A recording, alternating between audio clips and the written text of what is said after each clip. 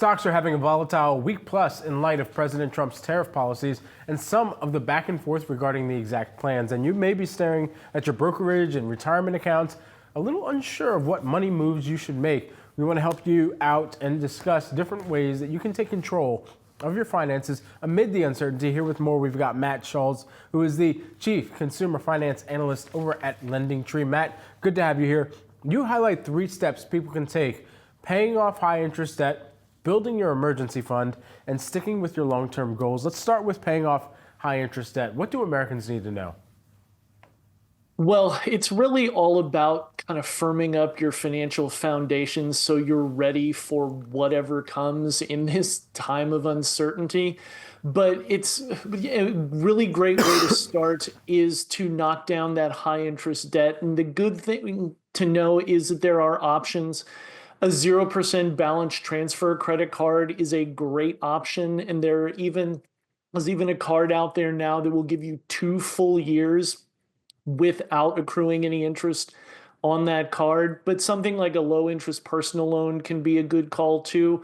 And you can even call your credit card issuer and ask them for a lower rate on that credit card. That works more often than people realize. Your second point is actually about building your emergency fund. So what should people do in order to make sure they're taking the right steps to build out that emergency fund? Yeah, again, it's about firming up that foundation. And even though the Fed has put a pause on cutting interest rates, and that's bad news for folks with debt, it's good news for savers because high yield savings accounts are still giving 4+%. So even just a little bit of savings put into those types of accounts can add up to real money over time. And having that money in that emergency fund gives you a little bit of cushion and a little bit of financial wiggle room in case we see the spike in prices that a lot of people expect. So a lot of people also think that they need to choose between paying down debt and saving. How do you recommend finding that balance?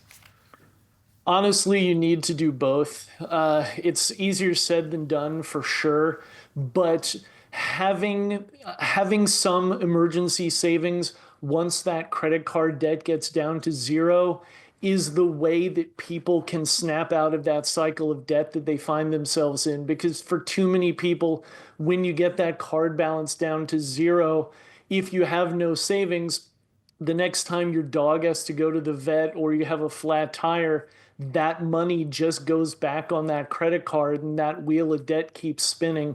Having some emergency fund keeps you from having to automatically put that stuff on that card going forward. And then your third point here is actually sticking with your long-term goals, regardless of how tariffs turn out. What are some of the best strategies to keep up with your goals and, not let that fear or that uncertainty lead you to analysis paralysis? Yeah, it's scary, but you still want to retire. Your kid still wants to go to college.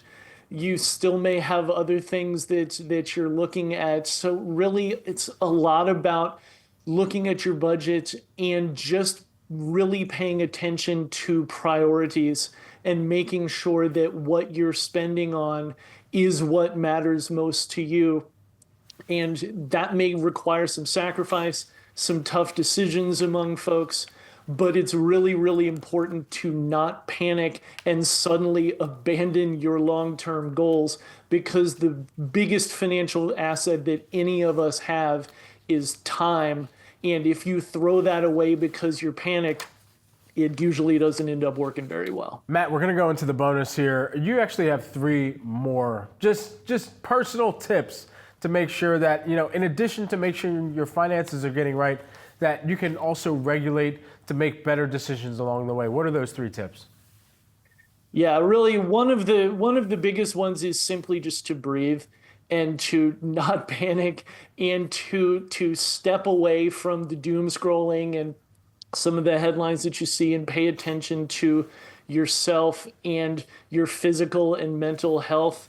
That is such an important thing. And again, it can be easier said than done, but it's still a really big deal. All right. You also sent over seeking help and speaking up, contacting your local rep. Matt, Thanks so much for taking some time here with us. Thank you.